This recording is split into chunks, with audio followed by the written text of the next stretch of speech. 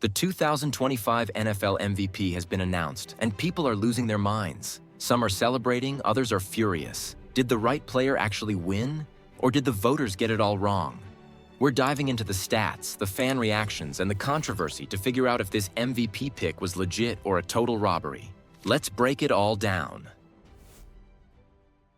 Every year, the NFL MVP award recognizes the best player in the league. It's not just a trophy. It's a legacy-defining honor. Winning MVP cements a player's status in history, influences contracts, and can even impact Hall of Fame chances.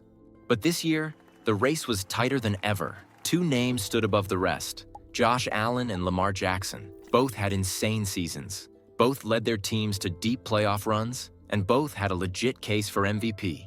Yet, when the dust settled, only one man walked away with the trophy. But was it the right choice? By the end of this video, you'll have all the facts to decide for yourself.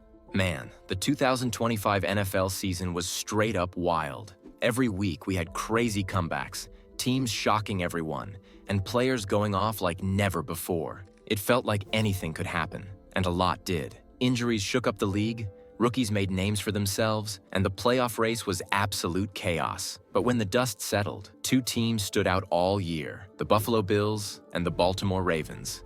Presence on third down. Allen, deep ball, open, caught. Let's start with Buffalo. Josh Allen was an absolute beast, leading the Bills to a 13-4 record. He threw for over 3,700 yards, tossed 28 touchdowns, and yeah, he had some turnovers, 12 picks, but that didn't stop him from wrecking defenses. What really made him special was his legs. The dude ran for over 500 yards and 12 rushing touchdowns. Defenses knew what was coming, but stopping him was a whole different story. He straight up carried the team in clutch moments, game-winning drives, insane throws under pressure, and performances where he'd drop over 350 total yards like it was nothing. But if we're talking dominance, we have to talk about Baltimore. The Ravens were just a different level this year. They finished with the best record in the AFC at 14-3, and Lamar Jackson played like a man on a mission. He threw for over 4,000 yards, something people used to say he couldn't do, and dropped a ridiculous 41 touchdowns. And get this, only 4 interceptions all season.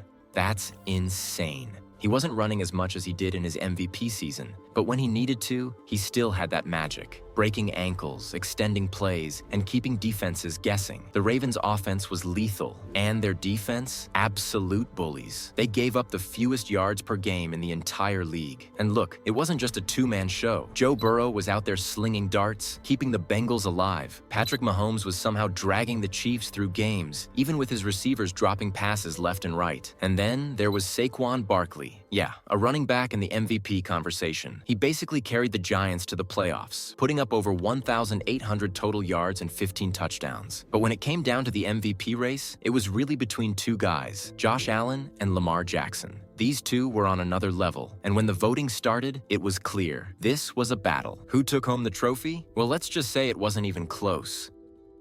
And just like that, the 2025 MVP race was over. Josh Allen took home the award with 27 first-place votes, while Lamar Jackson finished second with 23. But not everyone agreed with the decision. There's quite a bit of controversy surrounding some of the voting. Fans, analysts, even some players took to social media to voice their opinions. Some said Allen was the rightful MVP. Others called it highway robbery. So let's break it down. Who really deserved the award?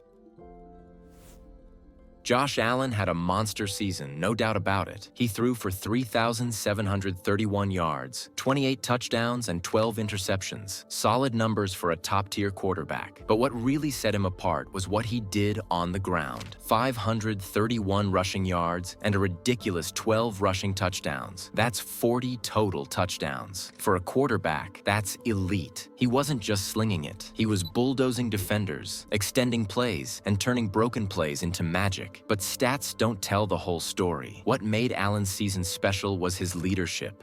Josh is a great leader, a great teammate, and most importantly, a great dude.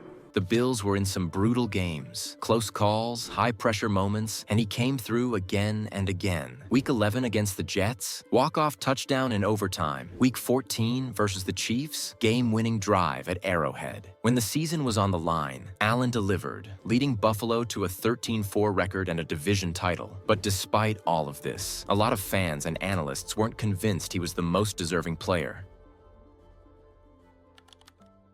If Allen had a great year, Lamar Jackson had a legendary one. His 4,021 passing yards, a league-high 41 passing touchdowns, and just 4 interceptions put him in a category with the best seasons ever. But that's not all. He added 4 rushing touchdowns, bringing his total to 45 touchdowns with just 4 turnovers. That's an 11-to-1 touchdown-to-interception ratio, an absolutely insane level of efficiency. But here's where Lamar really separated himself. He led the Ravens to a 14-3 record, the best in the AFC. And it wasn't like Baltimore had an easy schedule. They swept the Bengals, dominated the 49ers in a primetime showdown, and completely shut down the Dolphins' high-powered offense. Jackson wasn't just padding stats. He was taking over games and putting teams away. And the voters noticed. He was named first-team All-Pro over Allen, proving that his season wasn't just great, it was the best at his position. So why didn't he win MVP? Some say it was voter fatigue. Others think it was because Allen had more of those hero moments. But one thing's for sure, Lamar played like an MVP.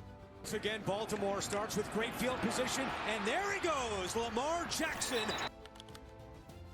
This is where things got messy. Lamar Jackson was named first-team All-Pro with 30 votes. Josh Allen, only 20th. And here's the shocking part. Historically, the MVP and the first-team All-Pro quarterback are almost always the same person. It's practically an unspoken rule, but not this time. That raised a serious question. How does the guy most experts voted as the best quarterback in the league not win MVP? Fans, analysts, and even former players were stunned by the outcome. Was it just a weird voting result, or was something deeper going on? And then came the Jim Miller controversy. The former NFL quarterback and analyst placed Lamar Jackson 4th in his MVP voting. 4th. That one ballot could have been the difference between Jackson winning and losing. Some called it an innocent mistake. Others called it outright disrespect. But no matter the reason, that vote changed everything.